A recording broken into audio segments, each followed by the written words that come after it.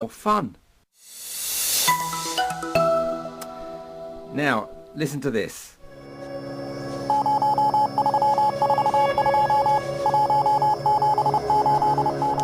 That's part of a piece called Telegraph by Hong Kong-based musical director Ice, and it's led to a popular mobile game, Citus 2, being taken off China's mainland app stores for so-called rectification work.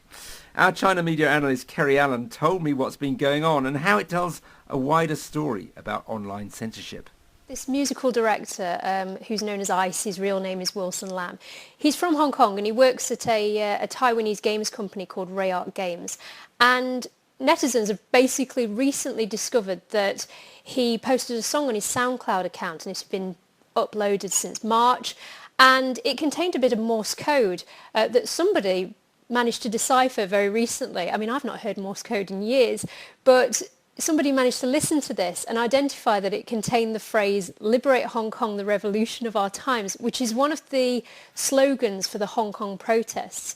Now, because the games company also has connections with China, and people can play games that contain the music of this musical director, they've suddenly got very nervous and they've removed one of these very popular games called Citus 2 from their app stores, and basically got very nervous about involvement with this musical director, just in case any songs or any hidden messages could have made their way into children's games.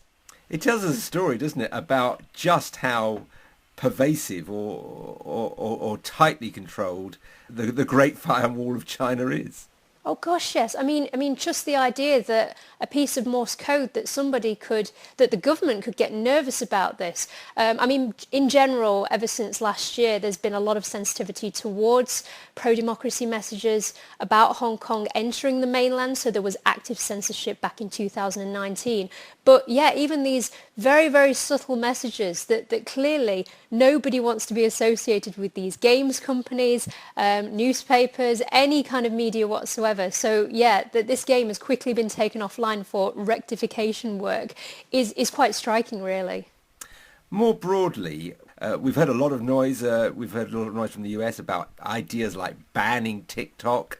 We've obviously heard about Huawei being shut out of Britain's 5G.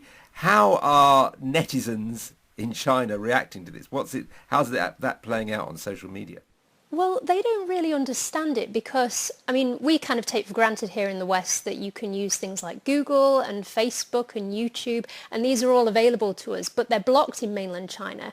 So Chinese people have Chinese tech platforms that they're used to, so things like Baidu and WeChat and Weibo, and they can't really understand why there's so much nervousness around Chinese technology.